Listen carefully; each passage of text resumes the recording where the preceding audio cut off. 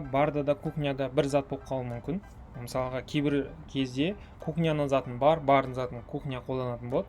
Яғни перемещение қалай жасауға болады? Кухнядан барға кухня. Ол үшін мына складтың жанында тұрған межскладской перевод деген басамыз. Мына жерге мысалға кухнядан немесе бардан кухняға біз не істейміз? Жаңағындай молоко жібереміз. Мысалға мына жерге 5 литр дейік. Осы жерде таңдадық 5 литр деп. Енді осыны сохранить дейміз. Окей. Енді бізде мына жақта қарасаңыздар, бардан кухняға 5 литр сүт біз не істедік? Перемещение жасадық. Осылайынан көруге болады.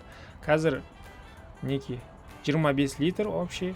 Мына жерде 5 литр бізге жаңағындай сүт келді. Яғни мына жақтан барда 20 литр қалды. Бізде мына жақта 5 литрі кухняда.